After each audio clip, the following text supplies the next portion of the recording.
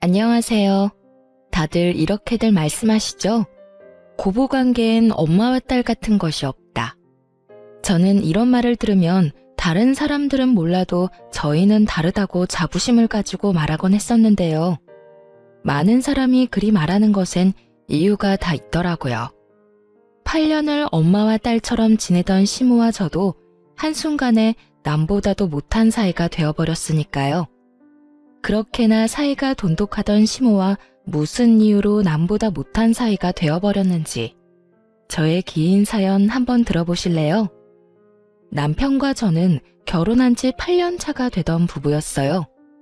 슬아엔 7살 된 아들과 5살 된 딸이 있었고 부부 사이는 꽤 좋은 편이었어요. 지난 8년의 세월 동안 기억에 남는 부부싸움을 해본 적이 없었으니까요.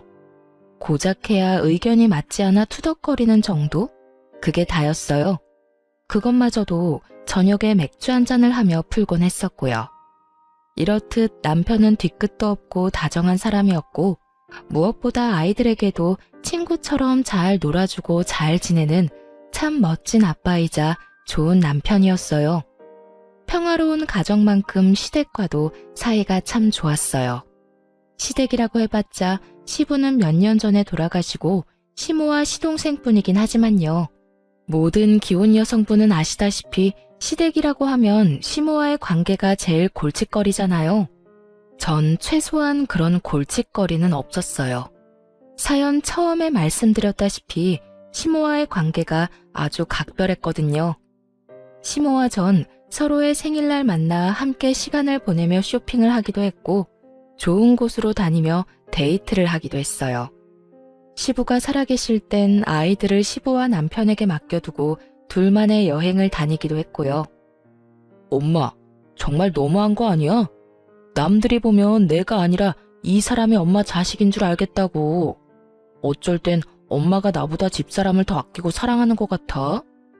어쩔 때라니. 너만 모르는 것 같아서 해주는 말인데 어쩔 때가 아니라 늘 너보다 우리 며느리를 더 아끼고 사랑하고 있단다. 그러니까 내 예쁜 며느리 눈에서 눈물 뺄 생각은 하지도 마, 아들. 엄마도 참. 자꾸 이러면 나 섭섭해. 섭섭해도 어쩔 수 없어. 그러게 누가 이렇게 예쁘고 착한 여자를 데리고 오라고 했니? 네가 데리고 와놓고선 이제 와서 섭섭하다고 하들 어쩌겠어. 그냥 네가 그러려니 하고 살아. 이렇듯 때론 남편이 농담조로 섭섭함을 내비칠 정도로 시모와 저는 8년이란 시간 동안 특별한 관계를 쌓아오며 지내고 있었습니다. 그렇게 견고하던 시모와 제 사이는 노총각이었던 시동생이 결혼을 하며 한순간에 금이 가버리며 무너져 내리더군요. 노총각이었던 시동생을 구제해준 청금과 같은 새 며느리에게 더욱 신경 써주고 친절하게 대해주려는 시모의 행동이 이해가 되지 않는 것도 아니었어요. 저 역시도 새로운 식구가 반가웠고 그런 동서가 시댁에 잘 적응할 수 있도록 도와주고 싶었으니까요. 하지만 날이 갈수록 시모의 이중적인 잣대와 대놓고 펼치는 비교질에 섭섭함이 점점 쌓여만 갔어요. 그 섭섭함의 시작은 신혼여행에서 돌아온 서방님 부부가 선물을 풀어놓으면서부터였어요. 동서는 비싼 화장품을 풀세트로 사온 것도 모자라 옷, 가방 등 시모 선물만 한 보따리를 풀어놓는데 그걸 지켜보는 제 입이 다 떡 벌어지는 정도였어요.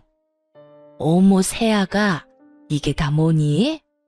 어머님 선물이에요. 여기저기 다니는데 다 어머님께 어울릴 것 같아서 하나둘 사다 보니 이렇게 된 거 있죠? 어떠세요? 마음에 드세요? 당연히 마음에 들지. 고맙다, 아가. 신혼여행 다녀왔다고 선물 사주는 사람은 너뿐이구나. 내가 네 덕에 이런 호사를 다 누려보는구나. 호사라뇨. 그저 선물일 뿐인걸요. 앞으로는 제가 더 잘해서 어머님 더 기쁘게 해드릴게요. 어머머, 말도 어쩌면 그렇게도 예쁘게 하니? 며느리가 들어온 게 아니라 그야말로 복덩이가 들어왔구나. 얼굴도 예뻐, 성격도 착해, 어른 공경할 줄도 알아. 거기에다 직장도 대기업에. 고맙다 고마워. 앞으로 나도 잘 부탁하마. 두 사람의 분위기는 그야말로 화기애애했고 중간중간 시모가 저를 겨냥한 말이 마음에 걸리긴 했지만 그간 저도 제 나름대로 잘했으니 그냥 인사치레로 하는 말인가 보다 하고 넘어갔어요. 그 뒤로도 대기업에 다니는 동서는 그 명성답게 회사에서 지급되는 포인트로 시모에게 물질 공세를 펼치며 시모의 마음에 아주 쏙 드는 짓만 하더군요. 처음엔 시모에게 잘하니 저 역시 흐뭇하고 좋던 마음이 점점 그렇지 못한 마음으로 변해가더군요. 동서가 시모에게 잘하는 것이 왜 못난 마음으로 변해갔는지 궁금해하시는 분들도 계실 텐데요. 그 이유는 동서 유세 때문이었어요. 동서는 꼭 시모에게 뭐 하나 해줄 때마다 제가 있는 자리에서 생색을 내곤 했는데 그때마다 이런 말을 꼭 하더라고요. 형님은 시집 온 지가 언젠데 이런 것도 안 사드리고 뭐 했대요? 어머님께 도통 신경을 안 쓰는 것 같아요. 형님, 어머님께 조금만 더 신경 써주세요. 시집 왔는지 반년도 안 된 동서가 저런 말을 하니 참 가짠더라고요. 제가 시집 온 지가 횟수로 8년이 넘어가는데 그간 제가 해드린 걸 금액으로 따진다면 어마어마하지 않을까요? 물론 처음 결혼할 당시엔 동서처럼 여유로운 상황이 아니었던 터라 동서처럼 선물 공세를 펼치지 못했던 건 사실이에요. 그땐 저와 남편이 자리를 잡는다고 바빴으니까요. 하지만 자리를 잡고 난 후엔 친정보다 시댁에 더욱 신경을 썼다고 자부하는 저인데 동서가 저딴 말을 하니 참 억울하더군요. 저요, 처음 시집 올 때 시모가 살던 작은 전셋집도 돈 생기자마자 큰 전셋집으로 옮겨드렸고요. 형편되는 대로 아예 새 집을 마련해 이사 걱정 없이 살게 해드리려고 돈도 모으고 있었어요. 그리고 동서가 그리 강조하는 선물들이요. 저도 사드리려고 했죠. 그런데 평소에 사드리려고 해도 한 삭고 싫다고 하는 바람에 필요한 거 사고도 남을 만큼 돈으로 주곤 했었어요. 그런데 동서가 저딴 말을 하니 제가 억울하지 않을까요? 뭐 동서는 아무것도 모르니 그렇다 치더라도 저에게 철마다 달마다 용돈 봉투를 받아 챙긴 시모마저 제 입장에 대해선 한마디도 하지 않고 오히려 맞장구를 치는 것도 참 어이가 없더라고요. 아유, 됐어. 말하면 입 아프다. 이때껏 이런 것 하나 챙겨본 적 없는 앤데 둘째 네가 그런 말 좀 한다고 하루아침에 제가 변하겠니? 너도 괜히 입 아프게 그런 말 하지 말고 첫째 너도 둘째가 이런 말 한다고 기분 나빠하지 말거라. 다 할만하니까 이런 말도 하는 게야. 저에게 도움은 도움대로 다 받고 대기업 다니는 동서 옆에 딱 붙어 대놓고 동서 말에만 맞장구 치는 꼴이라니.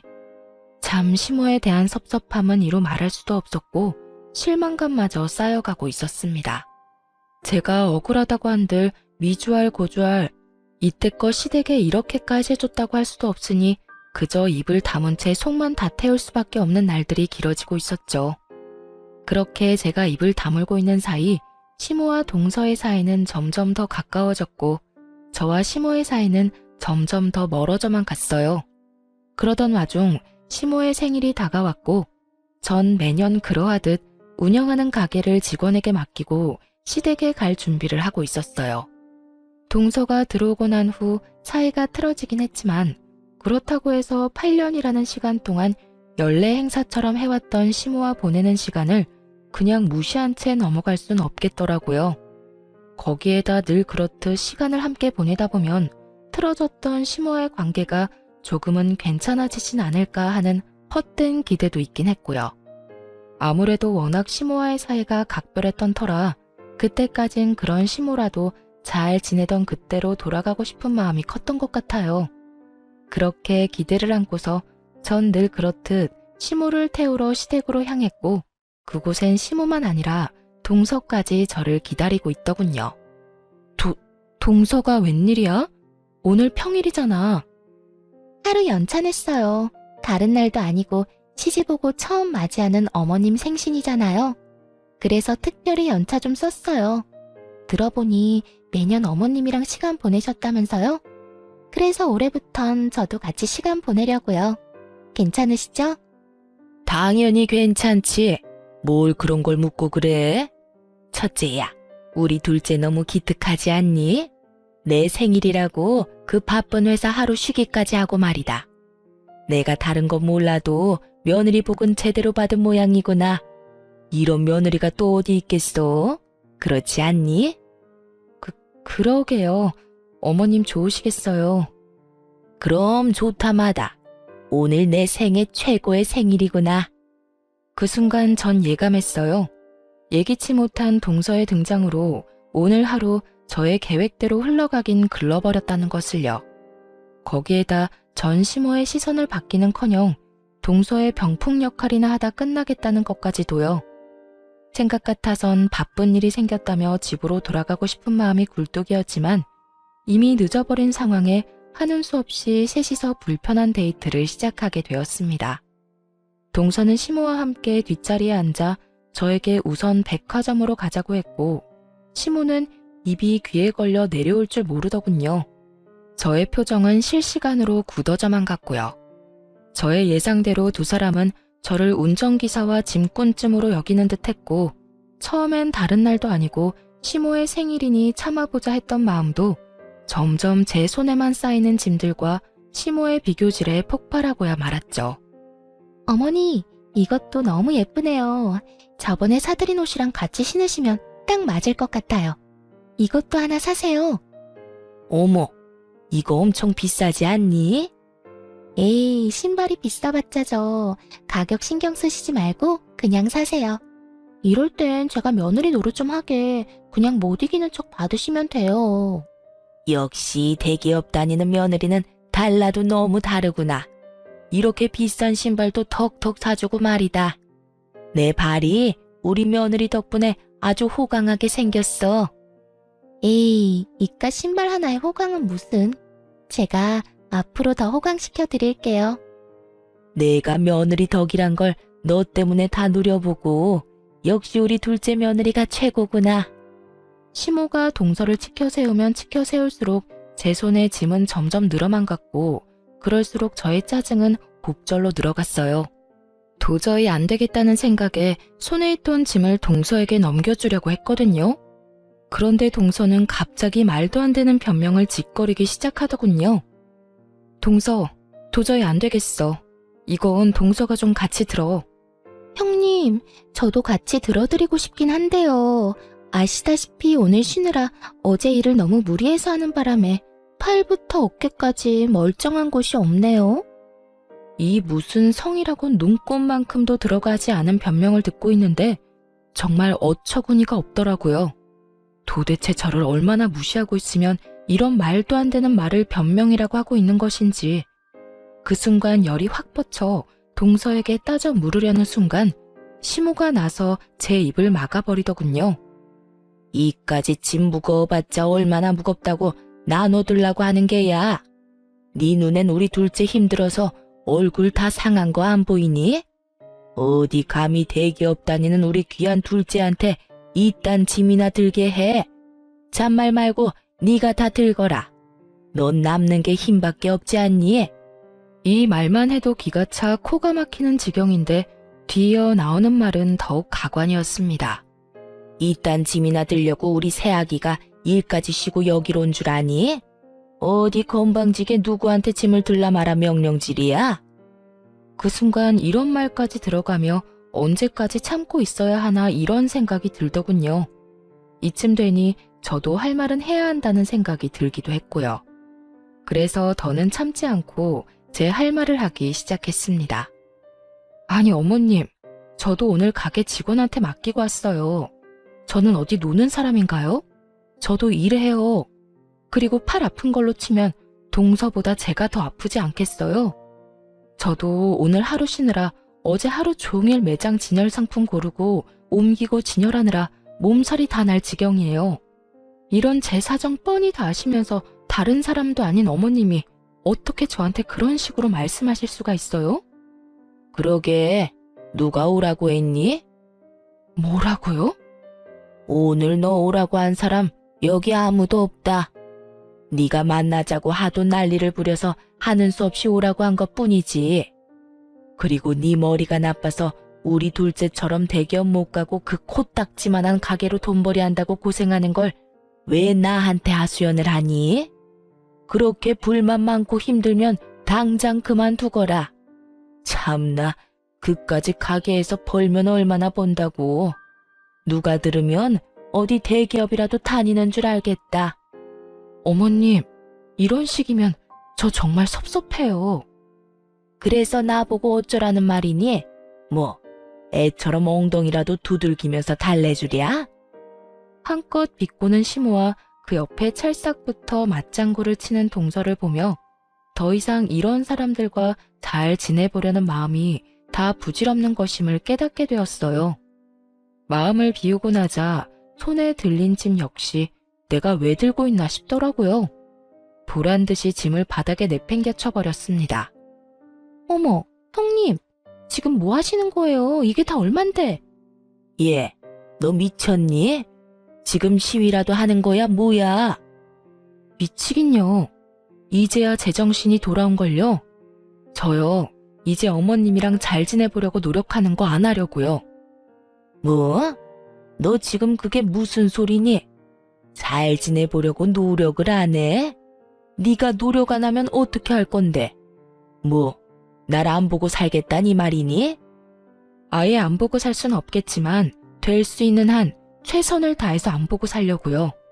그러니까 어머님도 대기업도 못 다니는 저 찾지 말고 대기업식이나 다니는 자랑스러운 둘째 며느리랑 좋은 시간 보내세요. 그러면 모자란 첫째 며느리는 이만 가볼 테니 남은 생신 오붓하게 보내세요. 두 사람은 제 뒤통수에 대고 욕을 해대며 소리를 질러댔지만 저는 그런 두 사람을 무시한 채 집으로 돌아와 버렸어요.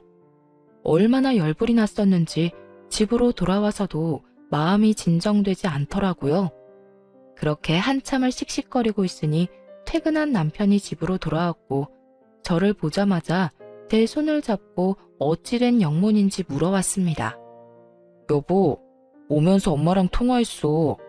엄마한테 오늘 있었던 일 대충 듣긴 했는데 아무래도 당신한테도 이야기를 들어봐야 할 것 같아서 나한테 오늘 어떤 일이 있었는지 이야기해 줄 수 있어? 남편의 물음에 저는 지체하지 않고 있었던 일을 털어놓기 시작했어요.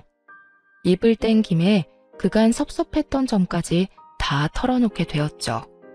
그간 섭섭한 것이 많았던 터라 목이 쉴 때까지 하소연을 하게 되었고 제 하소연이 끝이 나자 남편이 심각한 얼굴로 이렇게 말을 하더군요. 당신이 그간 우리 엄마한테 잘해준 거 나 다 알아. 늘 고마웠고. 그런데 이제 당신은 우리 엄마한테 신경 쓰지 마. 이때까지 한 걸로 충분하다고 생각해. 그러니까 앞으로는 괜히 상처받지 말고 우리 가족만 생각하면서 우리끼리 잘 지내자. 나는 부모님도 중요하지만 당신이 더 중요해. 아무리 내 부모님이라고 해도 당신한테 함부로 하고 당신한테 상처 주는 거 나 싫어. 남들은 남의 편이라고 해서 남편이라고들 하던데 제 남편은 오롯이 저의 편이 되어 상처를 보듬어 주는데 큰 위로를 받은 것처럼 마음이 한결 가벼워지더라고요. 그 덕에 전 마음의 상처를 빨리 씻어내고 일상생활을 시작하게 되었고 그렇게 일상을 보내던 어느 날 동서가 가게로 찾아왔어요. 눈치를 보아하니 남편에게 모든 사실을 듣게 된 서방님이 동서에게 당장 사과를 하고 오라고 시킨 것 같더라고요. 쭈뼛쭈뼛 억지 사과를 하는 꼴이 굳이 묻지 않아도 뻔한 일이었죠. 동서가 여기까지 무슨 일이야? 그게 지난번 일 죄송했다고요. 몸도 마음도 좀 힘들어서 제가 좀 예민했어요. 죄송해요. 정말 하나마나한 사과였습니다. 표정은 잔뜩 일그러뜨린 채 개미 기어가는 소리보다 작게 속삭이듯 하는 사과. 그런 사과 따위 받을 생각조차 없었던 전 아무런 대꾸도 하지 않았고 그런 저의 태도를 신경도 쓰지 않는다는 듯 동서는 가게를 둘러보기 시작하더군요. 그런데 형님, 가게가 이렇게 작고 허름한데 장사는 좀 돼요? 월세는 벌리나 몰라. 단골 장사에선 월세도 못 낼 텐데. 누가 누굴 걱정하는 것인지 모르겠더군요. 사실 제가 운영하던 가게는 제 명의의 상가였거든요. 물론 처음 시작은 저도 월세로 시작했었어요. 월세로 시작한 작은 가게에서 여러 가지 소품을 떼다 팔기도 하고 제가 만든 상품을 팔기도 했었어요. 그러던 중 제가 만든 상품이 온라인에서 입소문 타 소위 말하는 대박이 난 덕분에 다른 상품들까지 날개 달린 듯 팔리게 되었어요.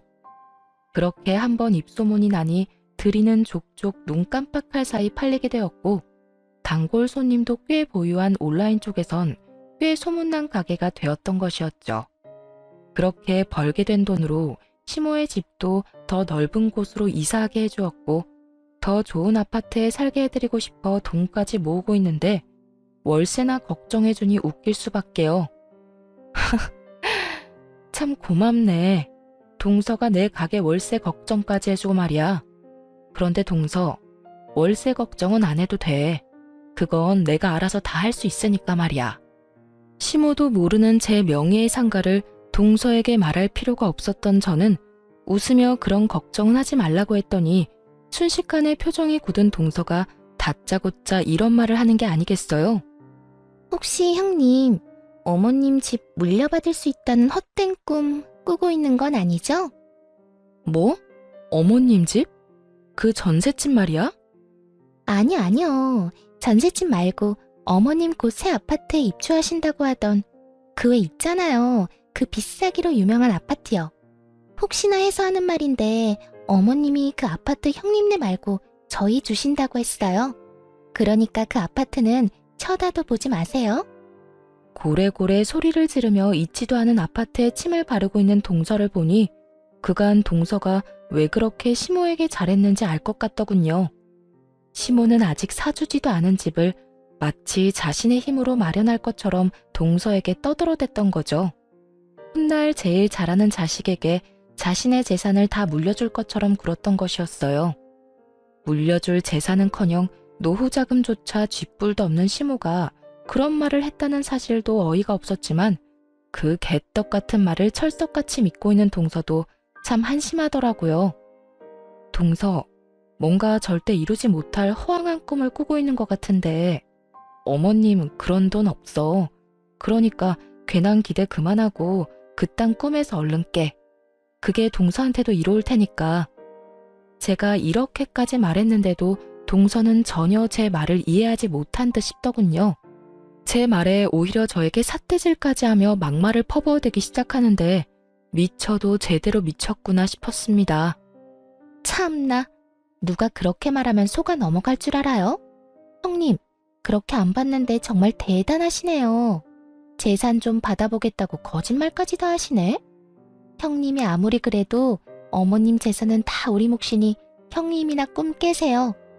내가 투자한 돈하고 시간이 얼만데 양심도 없어. 아무것도 안 하고 재산이나 노리는 꼴이라니. 제대로 미쳐버린 동서의 언행은 난동에 가까웠고 저 역시 그런 동서에게 밀리지 않고 똑같이 맞서며 이렇게 말해주었어요. 다 동서 생각해서 해주는 말인데 이딴 식으로 나오면 곤란하지. 그리고 어디서 삿대질이야? 아무리 그래도 내가 손윗 사람인데 행동 똑바로 못해? 제 말에 동서는 비웃음을 날리며 제 어깨를 손가락으로 툭툭 치며 밀어내기 시작하더라고요. 아니, 사는 게 힘든 거 잘 알겠는데 아무리 그래도 남이 침 발라놓은 재산 노리고 그러면 안 되지. 그런 걸 보고 뭐라는 줄 알아요? 거지심보라고 해요. 아무것도 안 하고 돈이나 노리는 짓거리 말이에요. 무슨 말인지 알아들었으면 내가 받을 재산엔 눈길도 주지 마세요. 알겠어요? 있지도 않은 재산 타령을 하는 인간 말종과는 더는 대화 따위 나누고 싶지도 않더라고요. 이미 동서의 언행이 도를 지나치기도 했고요. 화가 난 저는 동서의 손을 거칠게 뿌리쳐버리곤 그대로 동서의 머리채를 잡아 가게 밖으로 밀어버렸어요. 그리고 생수 한 병을 뜯어 벙찐 얼굴로 서 있는 동서의 얼굴에 시원하게 다 부어버리곤 가게 문을 잠가버렸습니다. 야, 너 이게 무슨 짓이야?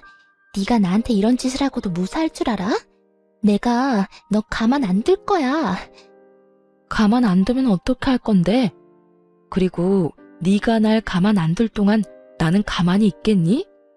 네가 나한테 손대는 순간 내 손도 가만히 있지 않을 테니 그런 줄 알고. 어디서 건방지게 되지도 않은 행패야, 행패가. 야, 야라니. 한참 어린 게 어디서 반말질이야? 이번엔 머리채 말고 주둥이까지 뜯기고 싶어? 더 얻어맞기 전에 얼른 가라. 생각 같아서 확 쥐업해주고 싶은 거 넓은 아량으로 보내줄 테니까 빨리 꺼지란 말이야. 동서는 제 말에도 아랑곳하지 않고 가게 앞으로 지키고 서서 난동을 부리기 시작했고 곧바로 서방님을 불러 동서를 직접 데리고 가게 했죠. 서방님의 손에 질질 끌려가던 동서의 모습은 아직까지 잊혀지지가 않네요. 얼마나 통쾌했는지 지금까지도 그 생각만 하면 미소가 절로 지어질 정도라니까요. 그 후 서방님은 저에게 남편을 통해 진심 어린 사과를 전해왔고 시모는 동서에게 무슨 말을 어떻게 들었는지 휴대전화가 뜨거워질 정도로 쉬지 않고 전화를 하기 시작했어요. 이미 시모에 대한 실망감 역시 컸던 터라 예전으로 돌아가기엔 이미 늦은 일이었고 더는 시모와 가까이 지낼 마음도 없을 뿐더러 그런 사람과 말조차 섞고 싶지 않았어요. 그랬기에 전 그 많은 시모의 연락에 무시로 일관된 태도를 보였고 저에게 할 말이 무수히 많은 시모는 기어코 남편에게까지 연락을 해오더군요. 예, 네 집사람 옆에 있니? 있으면 좀 바꿔다오. 내가 기니 할 말이 있는데 네 집사람이 내 연락을 안 받는다. 얼마나 화가 난 상태였으면 스피커폰이 아닌데도 불구하고 스피커폰을 한 것처럼 쩌렁쩌렁한 목소리가 제 귓가에 정확히 꽂히더라고요. 엄마, 제발 좀 그만해. 내가 웬만하면 여자들 일에 안 끼어들려고 했는데 엄마, 정말 해도 해도 너무한 거 아니야? 내가 뭘 그랬다고 나한테 화를 내니? 말이야 바른 말이라고. 나같이 좋은 시어머니가 또 있는 줄 아니? 그리고 이번 일 못 들었어? 네 처가 글쎄 우리 귀한 둘째 머리채를 잡은 것도 모자라 면상에 물까지 들이부었다고 하지 않니? 그런 짓을 했다는데 내가 참아야 해? 엄마가 못 참을 건 또 뭐야? 그리고 집사람이 재수씨가 아무 짓도 안 했는데 물까지 들이부었겠어? 엄마도 잘 알잖아. 집사람이 괜한 사람한테 그런 짓 할 사람 아니라는 거. 뻔히 다 아는 사람이 왜 이리 사리분별을 못하는 거야 도대체? 너 지금 사리분별이라고 했니? 내가 뭘 그렇게 사리분별을 못한다고 엄마한테 그런 말까지 하는 게야? 네 집사람 때문이니? 네 집사람이 뭐라고 하더니? 그것 봐라, 아주 몹쓸래라니까. 어디 감히 할 게 없어서 모자 사이에서 이간질이나 하냐고? 엄마, 그만 좀 해. 이 사람 그 일에 대해서 나한테 한마디 한 적 없고 엄마 둘째 아들이 나한테 전화해선 무슨 일이 있었는지 다 말해주더라. 오죽했으면 걔가 나한테 전화와서 이 사람한테 미안하다고 말할 면목조차 없다면서 대신 미안하다는 말 전해달라고 했겠어? 그러니까 엄마도 한 사람 말만 듣고 괜한 사람 잡을 생각도 하지 마. 그리고 앞으로 무슨 일이 있어도 이 사람한테 따로 연락해서 모진 말로 괴롭히지도 말고. 한 번만 더 이 사람 괴롭혔다간 나하고 영 끊을 생각까지 해야 할 거야. 그럼 끊어요. 노발대발하며 전화를 끊어버린 남편은 제 손을 꽉 잡으며 이렇게 말하더군요. 여보, 앞으로도 엄마 전화는 받지도 마.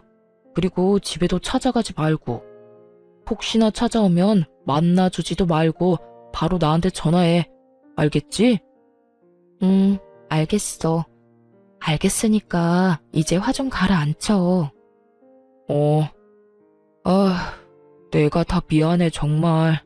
어쩌다 당신이 이런 소리까지 듣게 됐는지. 정말 미안하다. 아니야, 괜찮아. 그래도 당신이라도 내 편 들어줘서 얼마나 든든한지 몰라. 내가 당신 남편인데 당신 편을 들어야지 누구 편을 들겠어? 하여튼 당신은 내가 지켜줄 테니까 당신은 그냥 내 등 뒤에 숨기나 해. 알겠지? 남편은 든든한 저의 방패막이 되어주겠다고 했고 저는 든든한 남편의 뒤에 숨어 한동안 시댁 일은 잊고 지낼 수 있었습니다.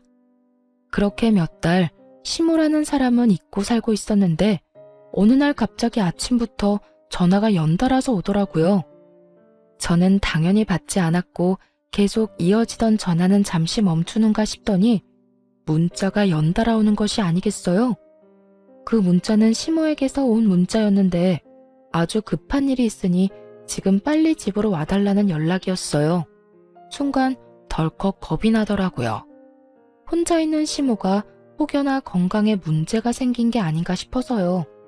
그래서 전 그 즉시 남편에게 빨리 시댁으로 오라고 연락을 하고선 서둘러 시댁으로 갔어요. 시댁에 들어서니 시모는 저의 우려와는 달리 아주 평온한 표정으로 이렇게 말하더군요. 왔니? 왔니? 이 두 글자가 얼마나 사람을 황당하게 만들 수 있는지 저는 그날 깨달았습니다. 그 말을 듣는 순간 맥이 확 풀리며 말도 제대로 나오지 않더군요. 어머님, 무슨 일 있는 거 아니었어요? 급한 일 있다고 했잖아요. 아, 그랬지. 급한 일이 있었지. 오늘 우리 둘째 생일이라고 하더구나. 그래서 생일상을 좀 차려주고 싶은데 아무리 생각해도 나 혼자 하려니까 막막해서 말이야. 순간 제 귀가 잘못됐나 싶더라고요. 다른 것도 아닌 손아랫사람 생일상이나 차리라고 아침부터 이 난리를 부렸다니요. 저는 믿기지 않는 현실에 시모에게 되물었죠. 네? 뭐라고요? 그래서 저보고 지금 다른 사람도 아니고 동서 생일상이나 차리라고 오라고 했단 말이에요. 그래. 그러면 이 나이에 혼자 며느리 생일상 차리리? 그래도 둘째가 얼마나 생각이 깊은지 자기도 와서 같이 돕겠다고 아까 출발한다고 하더라. 아마 다 와갈 거니 얼른 서둘러 상 차리렴. 아무리 그래도 생일인데 손에 물 묻히게 하면 쓰니? 그러면서 저를 이끌고 주방에 밀어넣는데 상황이 너무 황당해서 그런지 사고가 멈춰버려 주방까지 들어가게 되었어요. 그렇게 한참을 멍하니 주방에 서 있는데 밖이 소란스러운 것이 동서가 온 것 같더라고요. 그때까지도 전 혼이 나가 있었고 동서가 제 뒤로 와 말을 걸어오고서야 정신이 번쩍 들었어요. 걔 누구야? 형님 아니세요? 여기 무슨 일이래요? 혹시 제 생일상 차려주러 온 거예요? 그땐 두 번 다신 안 볼 것처럼 제 머리채 휘어잡더니 역시 말은 그렇게 했어도 어머님께 잘 보이고 싶긴 한가 보네요. 이럴 거면서 아닌 척은 왜 그렇게 했대? 그렇지 않아도 상황이 어이가 없고 화가 나 미칠 것만 같은데 바로 옆에 붙어 서서 빈정거리는 동서의 꼴을 보고 있는데 화가 머리 끝까지 치솟는 기분이더군요. 동서, 지금 내 표정 안 보여? 나라고 동서 생일상이나 차리자고 아침 대바람부터 여기 온 줄 알아? 나도 어머님께 속아서 온 거니까 사람 속 그만 긁고 할 일이나 해. 그 잘난 머리채 또 잡히고 싶지 않으면 말이야. 살기 어린 저의 표정에 동서는 얄미운 입을 다물더니 시모가 불려놓은 미역을 씻기 시작하더군요. 그렇게 주방에서 물소리가 나자 시모는 확인하러 주방에 들어왔는데 글쎄 동서가 미역을 씻는 모습을 발견한 시모가 다짜고짜 제 머리채를 휘어잡더니 욕을 하기 시작하더군요. 내 인연, 내가 너한테 상차리라고 했지 둘째한테 상차리라고 했어? 내가 분명히 말했지. 다른 날도 아니고 둘째 생일인데 둘째 손에 물 묻히게 하면 되겠냐고. 내가 그렇게까지 말했는데 네가 날 무시해도 유분수지. 어떻게 둘째가 일을 하게 해? 우리 둘째가 너 같은 줄 알아? 너처럼 구멍가게 나는 사람이랑 대기업 다니는 우리 둘째랑 같은 줄 아냐고. 갑자기 잡힌 머리채도 화가 났지만 시모의 말이 더욱 화가 나더군요. 입을 가리고 키득거리며 웃고 있는 동서의 모습도 마찬가지였고요. 어머님, 이 손 놓으세요. 당장 이 손 놓지 않으면 저 가만히 있지 않을 거예요. 하다 이제 이 시어미한테 협박하는 게야? 내가 이 손 안 놓으면 어떻게 할 건데? 니까짓 게 어떻게 할 거냐고. 전 제 머리채를 잡고 있던 시모의 손을 있는 힘껏 떼어내며 그 팔을 확 꺾어버렸어요. 그때야 이 상황을 손 놓고 보던 동서가 나서 알려보려 저에게 달려들었지만 그 순간 잡고 있던 시모를 밀쳐버리고 저를 향하던 동서의 머리채를 다시 한번 잡아주었습니다. 그렇게 동서의 머리채를 다시 한번 잡게 된 저는 인정사정 없이 흔들다 동서 역시 있는 힘껏 시모를 향해 밀쳐버렸죠. 그렇게 집안에서 난리통이 벌어지는 사이 남편과 함께 서방님까지 시댁으로 헐레벌떡 뛰어들어오더군요. 두 사람을 발견한 시모와 동서는 나오지도 않는 눈물을 짜내며 하소연을 하기 시작하더군요. 아이고, 나 죽네, 나 죽어. 동네 사람들, 며느리가 시험이 팔을 꺾지를 않나, 있는 힘껏 패대기를 치지를 않나. 내가 살다 별꼴을 다 당하네. 여보, 형님이 글쎄 어머님을 막 때리고 밀치길래 내가 말렸더니 내 머리채를 확 잡아서 나까지 있는 힘껏 밀어버리는 거 있지? 나 너무 무서웠어. 눈물 없이 들을 수 없는 두 사람의 하소연에 서방님은 아무런 말도 꺼내지 않고 가만히 서 있었고 남편은 저에게 다가와 제 손에 뜯긴 머리카락을 털어주었죠. 괜찮아? 난 괜찮아. 그래, 괜찮으면 됐어. 무슨 일이야? 무슨 일이 있었길래 당신 손에 머리카락이 있는 거야? 남편의 물음에 전 하나도 더하지도 빼지도 않고 있었던 일을 설명했고 제 말을 다 들은 남편은 이때껏 본 적 없는 무서운 얼굴로 화를 내기 시작했어요. 엄마, 진짜 내가 적당히 좀 하라고 했지? 내가 제발 이 사람 괴롭히지 말라고 했잖아. 그런데 뭐? 급한 일이 있다고 아침부터 사람 불러놓고 저 여자 생일상이나 차리라고 했다고? 저 여자? 넌 네 동생 와이프한테 저 여자가 뭐니? 내 마누라 괴롭히는 여자한테 내가 재수씨라고 호칭까지 붙여서 불러줘야 해? 엄마가 엄마 아들을 잘 몰라서 그런가 본데 나 그렇게 너그러운 사람 아니야. 그리고 엄마한테 엄마라고 부르는 것도 오늘이 마지막이야. 뭐라고? 너 지금 연이라도 끊자는 이 말이니? 연 끊어 엄마. 난 할 만큼 했고 집사람도 엄마한테 할 만큼 했어. 뭘 얼마나 할 만큼 했다고? 제가 나한테 뭘 해줬다고 이 난리인 거야? 엄마, 내가 진짜 이런 말까지 하지 않으려고 했는데 엄마가 사는 이 집도 저 사람이 힘들게 번 돈으로 마련해 준 거고 엄마가 곧 이사 갈 예정이었던 집도 저 사람이 다 아끼고 모아서 이사시켜 드릴 예정이었다고. 그런데 뭐? 뭘 얼마만큼 해줘? 저 여자가 엄마한테 가방 사주고 비싼 물건들 턱턱 사준 거 다 아는데 그까짓 거 얼마나 한다고 우리 집사람한테 그 서러움을 줘? 그게 사실이니? 너 나한텐 전부 네가 번 돈으로 해주는 거라고 했잖아. 그거야. 집사람이 내 기 살려준다고 그렇게 하자고 했으니까. 집사람이 그렇게나 나를 생각해주고 엄마를 위해줬는데 엄마는 그까짓 게 뭐라고. 다 됐고 이제 인연 끊어요. 난 오늘부터 부모 없다고 생각하고 살 테니까. 맞아요. 이때까지 힘들게 번 돈을 그간 힘들게만 살았던 시모를 위해 아낌없이 베풀고 있던 저였죠. 이런 나의 호의를 전혀 알지 못하고 그저 남편의 능력으로 자신이 호사를 누리고 있다고 착각했던 것이었어요. 그러는 와중 대기업을 다니는 능력 좋은 동서가 들어오게 되었고 동서를 보다 보니 제가 남편에게 모자라도 한참 모자란다는 생각에 저를 홀대하게 되었던 것이었죠. 모든 사실을 알게 된 시모는 복잡 미묘한 표정을 내비치는 것도 잠시 망연자실한 얼굴로 저와 남편을 번갈아 보더군요. 동서의 표정 역시 시모와 다를 바가 없었고요. 그럴 수밖에요. 그동안 시모가 가지게 될 비싼 아파트를 물려받을 생각에 맞지도 않는 착한 며느리 코스프레까지 하며 시모 입안에 혀처럼 굴었는데 그 모든 것이 전부 거짓이란 걸 깨달았을 테니까요. 마지막 선언을 한 남편은 저를 보며 마지막으로 하고 싶은 말이 있으면 하라고 하더군요. 그래서 전 정말 마지막이라는 생각으로 모든 걸 정리하기로 했습니다. 어머님, 지금 사는 이 집도 전세금 제가 해드린 거예요. 당연히 계약자도 제 이름으로 되어 있고요. 그래서 이 집이라도 내놓으라니 말이니? 네, 한 달 드릴 테니 그 안에 집 비워주세요.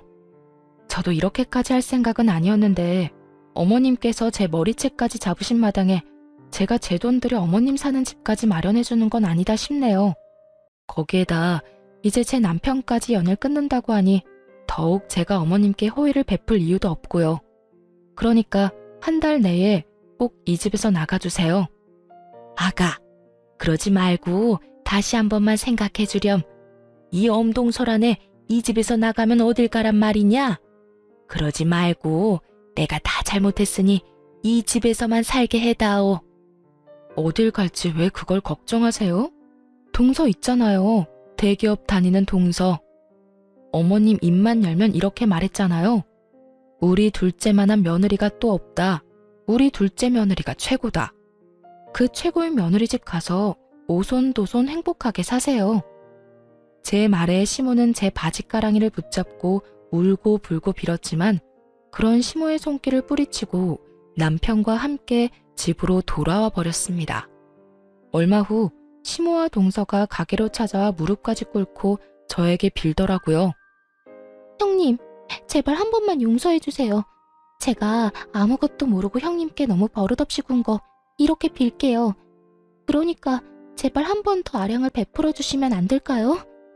그래, 첫째야. 내가 다 잘못했다. 사람 욕심이 뭔지 내가 너같이 착한 애한테 그래선 안 되는 거였는데 정말 미안하구나. 내가 이렇게 용서를 구할 테니 부디 한 번만 용서해다오. 우리 예전이 참 좋지 않았니? 그동안 좋았던 시절을 봐서라도 딱 한 번만 용서해다오. 집도 절도 없이 길거리에 나앉게 된 시모와 그런 시모를 꼼짝없이 떠맡게 된 동서.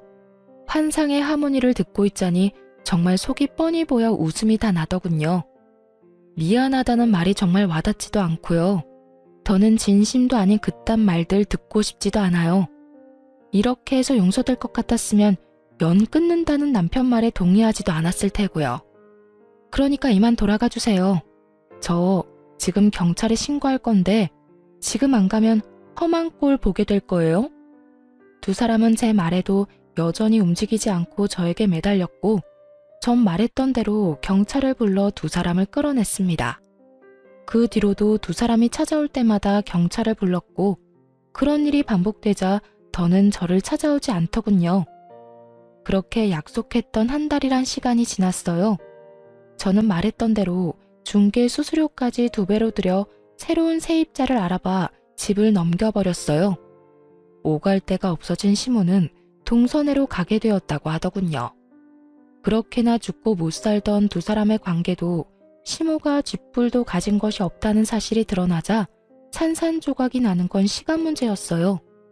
동서는 착한 며느리의 가면을 벗어던지고 시모를 구박하기 시작했고 결국 그 모진 냉대들을 견디던 시모는 동서가 준 500만 원을 받고 쫓겨나다시피 나오게 되었다고 하더군요.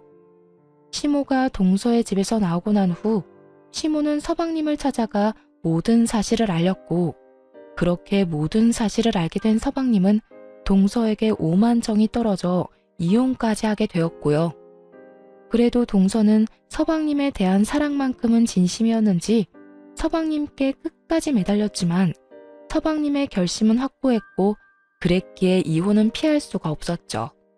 이혼까지 한 서방님은 시모에게 정이 떨어진 것도 매한가지인지 시모와도 거리를 두고 있다는 이야기도 들려오더군요.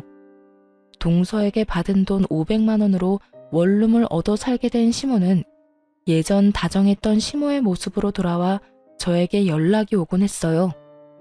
아가, 잘 지내니? 난 잘 지낸단다. 비록 원룸에서 죽지 못해 살고 있긴 하지만 너한테 지은 죄가 있는데 이 정도면 잘 지내는 거 아니겠니? 오늘따라 네가 왜 그렇게 보고 싶은지 목소리라도 듣고 싶어서 전화했단다. 아픈 데는 없지? 가게는 잘 되고? 그런 게 궁금해서 전화했어요? 저요, 전화 받고 싶어서 받은 게 아니라 실수로 받게 된 거예요. 그러니까 할 말 있으면 빨리 하고 앞으로 다신 연락하지 말아주세요. 아가, 내가 정말 미안하구나. 내가 요즘 정말 반성을 많이 하고 있어. 그러니까 다시 연락하고 지내면 안 되겠니? 너한테 바라는 거 아무것도 없단다. 그저 예전처럼 연락이라도 하면서 지내고 싶어서 그래. 저는 어머님이랑 더는 가깝게 지내면서 연락까지 하고 지낼 마음 추호도 없어요. 그러니까 다신 연락하지 말아주세요. 시모는 할 말이 더 있어 보였지만 가차없이 전화를 끊어버렸어요. 이제 와서 이렇게 다정하게 말한다 한들 뭐 하겠어요. 이미 시모가 어떤 사람인지 다 알아버렸는데요. 실수로 전화를 받은 뒤론 시모의 전화는 계속되었고 어떻게 해야 하나 곤란하던 차에 남편이 어떻게 알았는지 번호까지 바꿔 새 휴대전화를 사준 덕분에 더는 연락하는 일은 없었어요. 남편 역시 단단히 마음먹었는지 시모와의 모든 연락을 끊어버렸고 저는 전세금을 회수한 돈과 집을 해드리기 위해 모았던 돈 일부를 투자해 더 큰 곳으로 가게를 옮겨버렸어요. 더는 누구도 찾아올 일이 없도록 말이죠. 그렇게 몇 년의 시간이 지났네요. 요즘은 직원들도 더 많이 생겼고 그만큼 아이들과 더 많은 시간을 보내고 있어요. 남편 역시 회사 일도 하는 와중에 가게 일을 도와주면서 아이들과 여전히 친구처럼 지내고 있고요. 이때껏 그래왔듯이 앞으로도 남편과 전 아이들을 위해 그리고 저희를 위해 좀 더 나은 어른으로 살아가려고 노력하고 있어요. 시모와의 일을 겪으며 다른 어느 것보다 내가 더 나은 사람이 되어야겠다는 생각을 참 많이 하게 되었거든요. 가끔 그런 생각을 해요. 시모가 조금만 나은 사람이었다면 자신 앞에 놓인 꽃길을 그렇게 제 발로 차버리진 않았을 텐데 하는 생각 말이에요. 그 정도로 전 시모에게 잘할 자신도 있었고 실제로도 그렇게 하려고 노력도 했었고요. 하지만 시모는 저의 그런 호의를 받을 만큼의 인간이 되지 못했고 그런 시모와는 달리 현명한 남편 덕분에 저는 지금 시모와의 연을 끊고 행복하게 살고 있으니 그걸로 다 잘된 일인 것이겠죠? 그렇게 믿고 앞으로 더 행복하게 살아보려고요. 이로써 저의 사연은 끝이 났네요. 저의 긴 사연 들어주셔서 감사합니다. 다들 행복하세요.